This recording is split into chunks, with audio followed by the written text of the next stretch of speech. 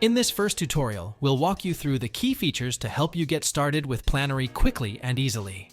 The plugin is available for a free trial, which you can download from our product page linked in the description below. We'll start by creating a basic drawing in AutoCAD.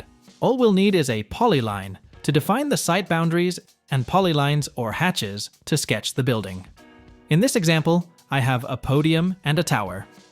Next, I'll go to the Agile Form tab and launch Planary. I can also type Planary. Let's move Planary to the side and split the screen so we can work in AutoCAD and Planary simultaneously. To add our first site, I'll right-click in the Planary view, select Add Site, and pick the site's polyline from AutoCAD. Once the site is selected, I can rename it and add comments in the Properties panel. To create the first building, I'll right-click on the site, select Add Building from the drop-down, and then return to AutoCAD to pick the polyline for the first building part. In the Properties panel, I can name the building and assign it to a site. For the building part properties, I can update the name, set the number of floors, adjust heights, and assign specific uses and sections. I'll set the first floor to 8 meters high and designate it for retail use.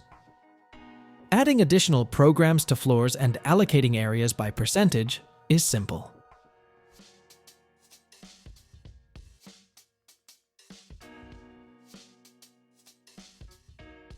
To add a building part above, I'll right-click on the current building part and select Add Building Part Above. Then, I'll return to AutoCAD and select another polyline, or a hatch, which in this case will represent the tower. In the Properties panel, I'll rename this part Tower.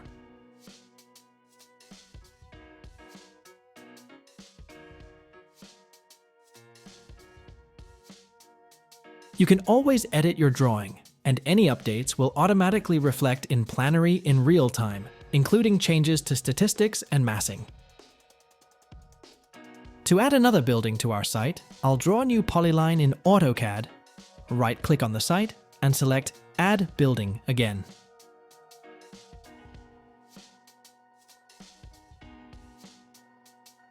Thanks for watching.